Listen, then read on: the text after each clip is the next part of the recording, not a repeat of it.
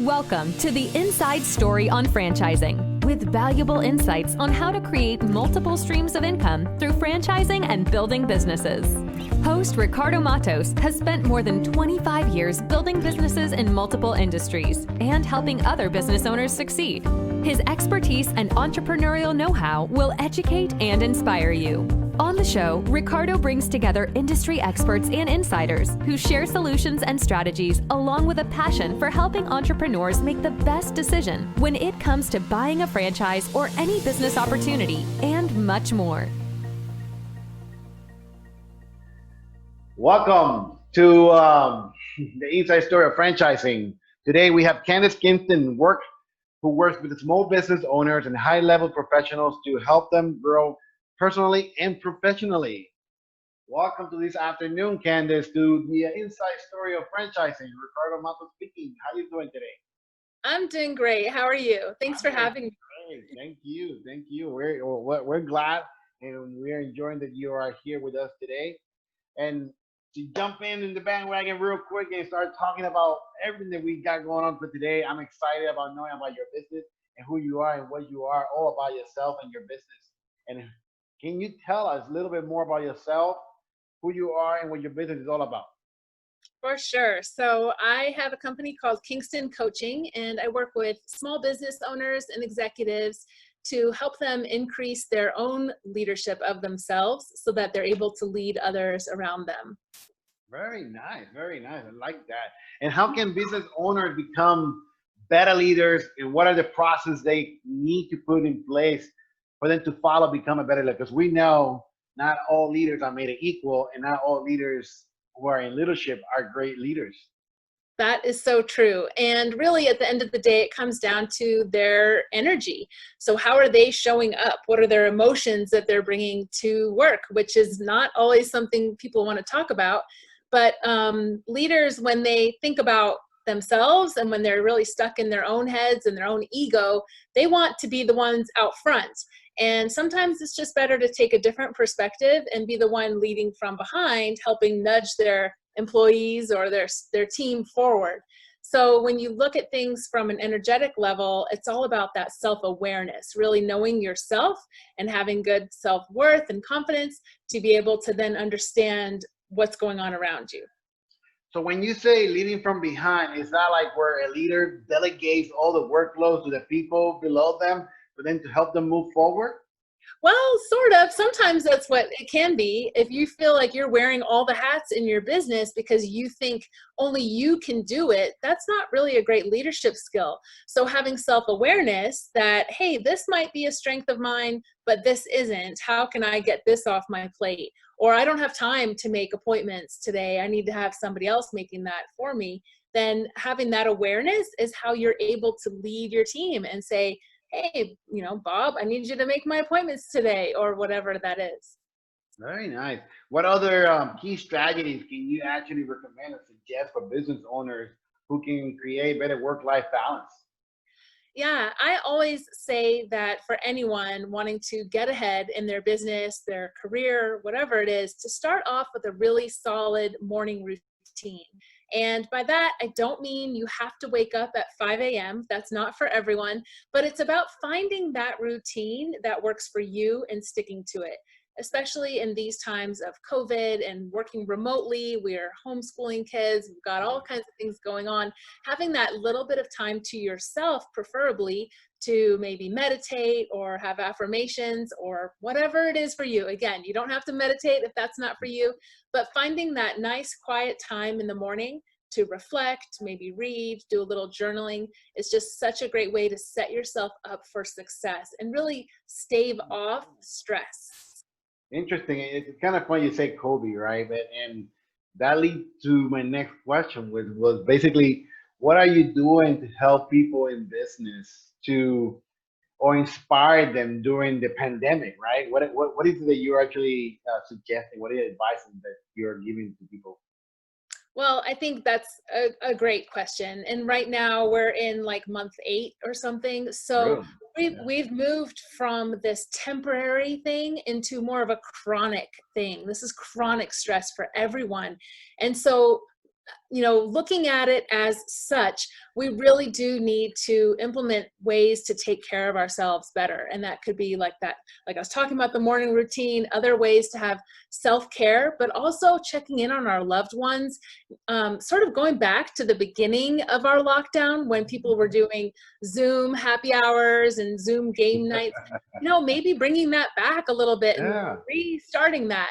I know for my husband and I, we were so proud of ourselves when we worked out for 12 weeks straight, every single day.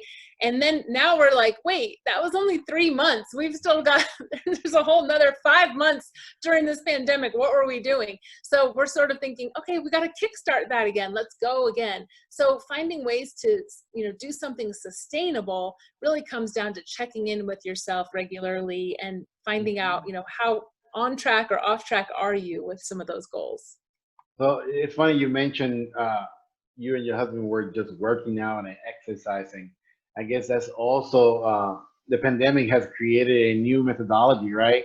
Of interaction into family days. Remember back in the days, I think it was 1989 or 87. So in those years where this whole fiasco of working on Sundays or Saturday or business converting into 24-hour availability, right, had changed that perspective of people interaction in society in family matters, right? And you hit a key point there for me is the family values, right? Now you're spending more time with your husband, your family, connecting, exercising, working out, right? So it sounds to me that one of the key strategies is finding a way of common knowledge with your family members and Mm-hmm. integrating and making more how should I say accessible in one way to comply with all the COVID problems and issues that we're living today.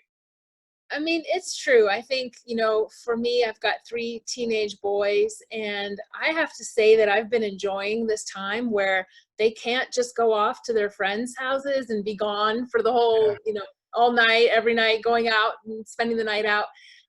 We're getting a lot more family time. They might not agree that this is so great, but I'm really enjoying that time. And I do get my energy from them. I do find that I enjoy my coffee with my husband in the morning. I enjoy, adding that on to my morning routine is a great way for me to get through my day. So, So, in another matter, shifting the things from our personal things that we actually do. yeah. What do you actually feel that some of your clients in the business world they're confronting on dealing with this COVID-19 or some of the things that their mindset it has not gotten to a point where they can help them grow their business. What are you seeing or what have you uncovered that create some kind of value of their true dream creation that is putting a hurdle, right? What are those things that you helping them to unlock their potential to continue on due to the COVID-19? It's a great question. And a big, I don't I won't say a problem, I'll say a big opportunity I see for my clients is to get really clear on their vision and their why and their goals and all of those things. Because without that, you really have no plan, no destination, right? So if we're all saying, hey, I want to go to Disney World, okay, at least I have a destination. Now I can figure out how I want to get there. And then actually along the way, I may change course. I may say, I actually want to go to New York City, and then I'll make adjustments. But I have to have a starting point. Otherwise, I'm just going to sit in my house all day. So with a business, getting really clear on what that vision is for your business. Where do you want to take it? Do you want to add 10 employees? Do you want to sell it? What are those goals for your business? Getting really clear on that, and then reverse engineering what are those daily, weekly, monthly tasks and goalposts that you have to hit to get there. Yeah, sounds like a goal strategy methodology, right? For sure. For Yeah, sure. and action taking one after each individual. And I have always believed that when you're creating goals, you have to create a strategic analysis of how you're going to achieve that goal in step one, step two, step three, and step four, right? To make that goal a achievable goal that it can be accomplished.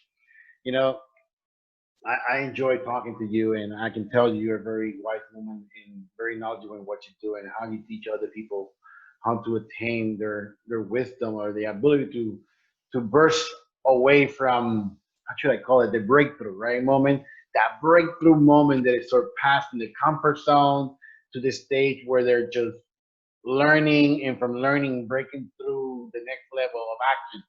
And Mhm. it's funny you say, key goals and expectations of what they want, because how can a business owner master or improve their mindset for a better outcome or result of their business needs? And I think you just hit the nail on the head when you said preparation, right? Mhm. Yeah, I mean, really, it does go back to just that setting clear intentions. And I will say that, at the end of the day, everything starts with a thought. Mm. So when you can have a thought about, maybe that's where your business is headed, or maybe your thought is about your key priority for the day that you want to focus on. When you start with a thought, and hopefully it's a positive thought because that's a whole nother story, but when you start with a thought, that then leads to an emotion. So if my priority for the day is to, let's just say, work on a chapter on my book. Mm. So if that's my priority, and my emotion around that is excitement. I'm really excited to dive in on this chapter. I'm excited to get some writing done, to feel accomplished. All of those kind of feelings come with that. That's what's going to drive my action. So if we try that again and we have a thought that's like, oh, I'm just kind of not feeling very good today. I just want to lay in bed. My bed is really cozy. Your emotion around that is not very motivated. Maybe it's just a lazy, cozy feeling. And my action is not going to be very, forward moving. It's going Yeah. to be stuck in that bed. So when we start to go down the path of a not helpful thought, it helps to just turn it around, right? And just think, okay, Candice, that's not a great thought. Let's start that over. Like, what is my thought for the day? Well, I'm going to have just a super productive day. I'm excited to get my book done. That's going to be what The drives the fuel. action. That's the fuel, the energy, right? So it Yeah. sounds to me that when the way I hear you talking is like creating a car. You turn the engine and then you accelerate it, right? And the accelerator is the action, right? But there Yeah. has to be something emphasis to move that acceleration. And if we put things in context of what you just said to me, for our listeners to really have a better idea is, okay, you have a goal, and that goal needs desire to have some kind of fuel. That fuel has to be pushed by some kind of action that it's going to take that drive to move forward. And Ex- what you're saying is your mental preparation, right? Your acuity of understanding of what you want has to be visualized first, right? View that positive energy and environment of like desires and ideas of ambition to take effect. Is that what you're actually stating? That's totally it. And really, the fuel is your emotion. So people shy away from talking about emotions, and that's where we get our energy. That is energy. So if we add emotion to anything, that's going to be what they call energy in motion. I mean, really is. It's like how to get you moving. So if you want to get that car moving and you're putting fuel into it, that's the emotion you're adding to the thought that gets you going and gets you moving forward. So when you want to have awesome outcomes in your business, you need to start with that thought. Everything starts with a thought. Very nice. Candice, we're running a little behind in time here, but where can our listeners find more information about you and your service, and how can they get in touch with you? And before you can tell me that, I mean, I'm grateful that you participated in our podcast, and I look forward to hear all the great things more about you and what you're doing in this business world. But yeah, where can our listeners find more information about you and your service? Yeah, I would love to connect on LinkedIn. I'm there every day. I post almost every day and I engage on other people's posts all the time. So feel free to shoot me a message. It's just Candice Kingston on LinkedIn. You can search for it. And And then I think we're going to have some links, hopefully, that people can find. yeah. You can also connect with me via my website. It's www.kingstoncoaching.com. You can schedule a call. I do complimentary calls for people all the time. And then I also wanted to offer to your listeners, I do have a mission statement maker. So you can go fill out this little form. It helps you set up your mission. And that's a great tool to use for your business, but also personally. So either way, you can answer the questions and come up with a mission statement for your business. So that's bit.ly/make your mission. Make your mission. Very nice. Yeah. bit.ly/make your mission. Perfect. Yeah. That's very great information. And you are also in LinkedIn under Kingston Candice, right? Oh, yeah, that's it. Yeah. Perfect. And I believe your website is kingstoncoaching.com, correct? Correct. Perfect. Yep.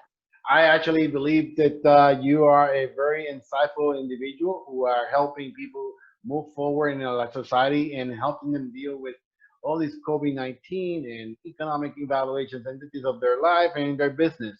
So I want to thank you again, and I look forward to hear from you soon. Thank you for being part of our event. Thanks again for having me. I appreciate it. And talk to you soon. Talk to you soon. Bye-bye.